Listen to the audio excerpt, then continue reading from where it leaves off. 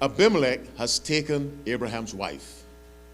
And Abraham journeyed from thence toward the south country and dwelt between Kadesh and Shur and sojourned in Gerar. And Abraham said of Sarah his wife, she is my sister. And Abimelech king of Gerar sent and took Sarah.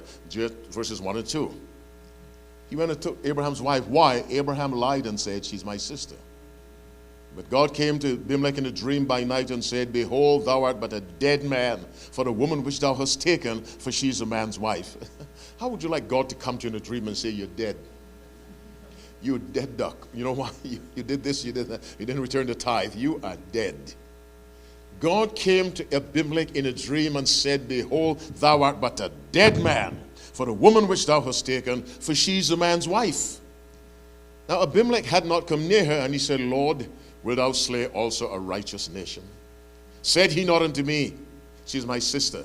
And she, even she herself said, he's my brother. In the integrity of my heart and innocency of my hands have I done this. Read verse 6 for me. What does that say? And God said unto him in a dream, I know that thou didst this in the integrity of thy heart. Keep reading. For I also withheld thee from sinning against me. Therefore suffered I thee not to touch her. Now, nice and clear, read verse 7. What does that say? Now therefore, come on. Restore the man his wife, not carefully, for he's a prophet, and he shall pray for thee. Keep reading.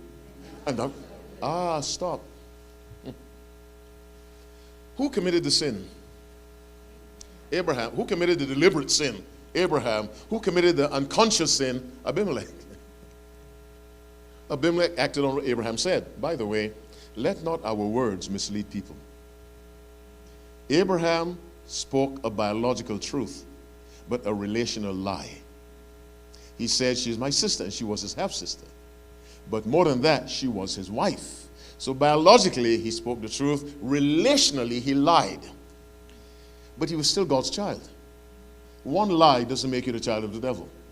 I am not saying one lie is fine. I'm simply saying you don't become a child of God or a child of the devil because you make a mistake. So I'm a child of God Monday, Wednesday, Thursday, Friday. I sleep on Tuesday, and I'm a child of the devil. It doesn't work like that.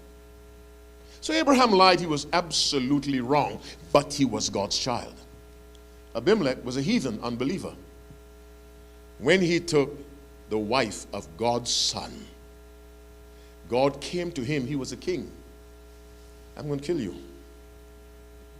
I'm going to kill you. In the dream, Abimelech, why? You took somebody's wife, the wife of my son.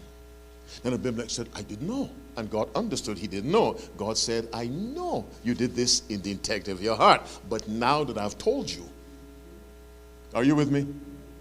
Return the man's wife. I know you didn't know 7 days of Sabbath, but now that you know, start keeping it.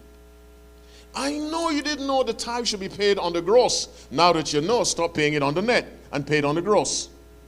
I know you didn't know, says God, but now that you know, change your behavior. But we're talking about prayer. And therefore now restore the man his wife, and he shall pray for thee, because he's a prophet. And thou shalt live. Question for you. Are prayers of Christians important in this world? Yes? Your prayers can save your city. Is there a drought in California? If Christians in California would pray, I mean pray, they would be shocked to see how much rain would come. Let me talk about my people, Seventh-day Adventist Christians.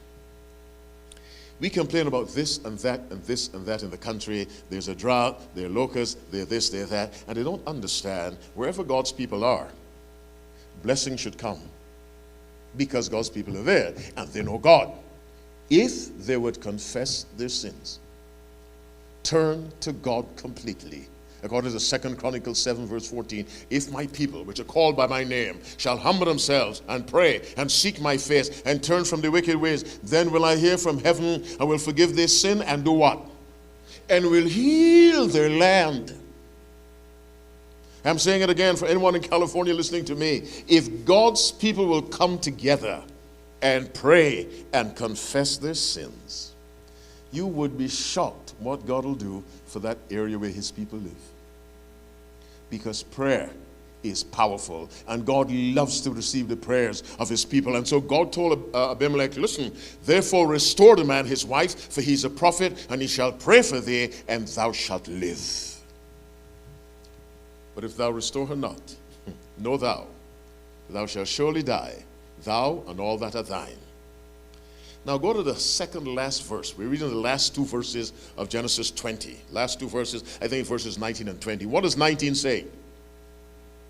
Come on. 17, 18. What does 17 say? So Abraham prayed unto God, and God did what? Healed Abimelech and his house, and they bare children. Abraham prayed to God, and God healed Abimelech. Now, had Abimelech become converted to the Jewish faith? No. But Abraham was praying. The prayer of a child of God will bless even the unbeliever.